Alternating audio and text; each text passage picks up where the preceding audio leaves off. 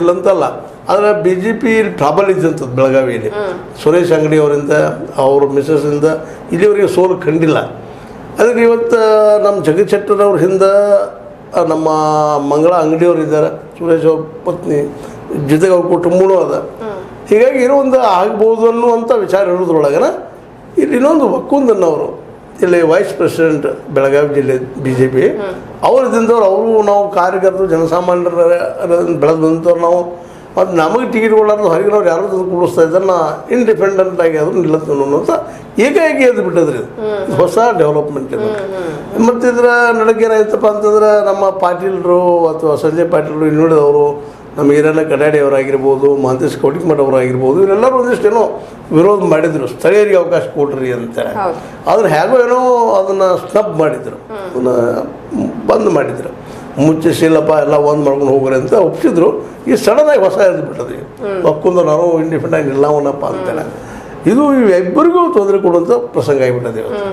ಜಗದೀಶ್ ಶೆಟ್ಟರ್ ಮತ್ತು ಪ್ರಹ್ಲಾದ್ ಜೋಶಿ ಜೊತೆಯಾಗಿ ಬೆಳೆದವರು ಈಗ ಜೊತೆಯಾಗಿ ಇನ್ನೂ ಅನುಭವಿಸುವಂಥ ಪ್ರಸಂಗ ಬಂದ್ಬಿಡ್ತದೆ. ಈಗ ಇಬ್ಬರು ಕೂಡ ಅಲ್ಲೇ ಲಿಂಗಾಯತ ಕಮ್ಯುನಿಟಿ ಅವರು, ಇಲ್ಲಪ್ಪ ನಮ್ಗೆ ಅನ್ಯಾಯ ಮಾಡ್ರಿ ಅಂತ ಅವ್ರಿಗೆ, ಇಲ್ಲ ಇವರು ಹೊರಗಿನವರು ಸ್ಥಳೀಯರಲ್ಲ ಅನ್ನೋ ಕಾರಣಕ್ಕಾಗಿ ಇಲ್ಲಿ ವಿರೋಧ ಮಾಡ್ತಾ ಇದ್ದಾರೆ. ಮತ್ತು ಹಾಗೆ ನೋಡಿದರೆ ಇನ್ನೊಂದು ಇವರಿಬ್ಬರು ಬೆಳೆದು ಬಂದಿದ್ದು ನಾವು ಇವತ್ತು ನೆನಪಿಟ್ಟು ಹೋಗ್ಬೇಕಾಗ್ತದೆ.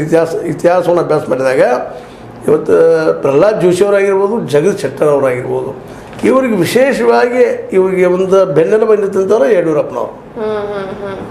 ಯಡಿಯೂರಪ್ಪನವ್ರ ಬಗ್ಗೆ ತಾವು ಬೆಳೆದಂಗೆ ಪ್ರಹ್ಲಾದ್ ಜೋಶಿ ಅವರು ಏನೋ ಅಲ್ಲೇ ಒಂದು ಯಾವ ಕಾರಣಕ್ಕೋ ಜಾತಿ ರಾಜಕಾರಣಕ್ಕೋ ಯಾವುದೋ ಕಾರಣಕ್ಕೋ ಅವ್ರು ದೂರಿಸೋರು, ಬೇರೆ ಸಂತೋಷ ಅವ್ರು ಬೆಳೀತಕ್ಕ ಒಳಗೆ ಹಾಗೆ ಬೆಳೀತಾ ಇದ್ದು ರಾಜಕೀಯ ಗ್ರಜಸ್. ಮತ್ತು ಅದೇ ಸಂದರ್ಭದಲ್ಲೇ ಯಡಿಯೂರಪ್ಪನವ್ರನ್ನ ಯಡಿಯೂರಪ್ಪನಿಗೂ ಆಗಾಗ ಜಗದೀಶ್ ಶೆಟ್ಟರಿಗೆ ಸ್ವಲ್ಪ ತಿಕ್ಕಟ್ಟು ಆಗ್ತಿದ್ದು, ಇಲ್ಲಂತಲ್ಲ. ಅವೆಲ್ಲನೂ ಇವತ್ತು ಏನೋ ಕಂಡ ಕೊನೆಗೆ ಏನಾಗ್ಯದಪ್ಪ ಅಂದ್ರೆ ಈಗ ಯಡಿಯೂರಪ್ಪನವ್ರಿಗೂ ಅನಿವಾರ್ಯವಾಗಿ ಒಂದು ಲಿಂಗಾಯತ್ ಲಾಬಿ ನೆಲೆಗಟ್ಟಿನಲ್ಲಿ ಏನೋ ಇವತ್ತೊಂದು ಅಧಿಕಾರ ಅವ್ರ ಮಗ್ಗೆ ಸಿಗುವಂಥದ್ದಾಗಿದೆ. ಅಧ್ಯಕ್ಷರು ಮಾಡಿದ್ದಾರೆ. ಸಪೋಸ್ ಇದನ್ನು ನಾವು ಗೆದ್ದಪ್ಪ ಅಂದ್ರೆ ಒಳ್ಳೇದಾಗ್ತದೆ ಅಂತ ತಿಳ್ಕೊಂಡು ಅವ್ರು ಜಗದೀಶ್ ಶೆಟ್ಟರ್ ಹೊಂದಾಣಿಕೆ ಮಾಡ್ಕೊಂಡಾರ. ಅದೇ ಕಾಲಕ್ಕೆ ಪ್ರಹ್ಲಾದ್ ಜೋಶಿ ಅವರು ಸಹ ಸರ್ ಮಾಡಿದ್ದಾರೆ ಅವರು. ಯಾಕಪ್ಪ ಅಂದ್ರೆ ಇಲ್ಲ ಪ್ರತಿಯೊಂದಕ್ಕೂ ನಾವು ತಿಕ್ಕಾಡ್ತಾ ಕೊಡೋಕ್ಕಿಂತ ನಾವು ಮೊದಲು ಪಾರ್ಟಿ ಗೆಲ್ಸೋನು, ಹೆಲ್ತ್ ಸೀಟ್ ಗೆದ್ದಪ್ಪ ಅಂದ್ರೆ ನಮಗೆ ಇದ್ದೇ ಇರ್ತದೆ ಭವಿಷ್ಯ ಅನ್ನುವಂಥ ಕಾರಣಕ್ಕಾಗಿ.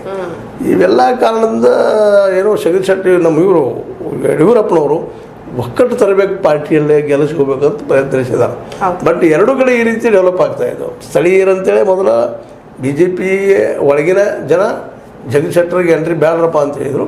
ಈಗ ಹೀಗಾಗಿ ಒಂದು ವೈಸ್ ಪ್ರೆಸಿಡೆಂಟ್ ಒಕ್ಕೊಂಡವರು ಇಲ್ಲಪ್ಪ ನಾನು ನಿಲ್ಲವನ ಅಂತ ಇದ್ದಾರೆ.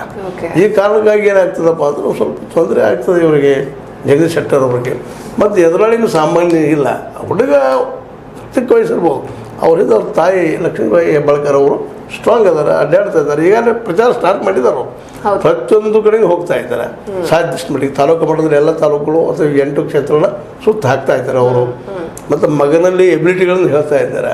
ಮತ್ತು ನಾವು ಪಕ್ಷಾಂತರ ಅಲ್ಲಪ್ಪ ಅನ್ನೋ ಮಾತಾಡ್ತಾ ಇದ್ದಾರೆ. ಮತ್ತು ನಾವು ಇನ್ನೊಂದು ಕಡೆ ಲೋಕಲ್ದವರು ನಾವು ಅಂತ ಹೇಳ್ತಾ ಇದ್ದಾರೆ.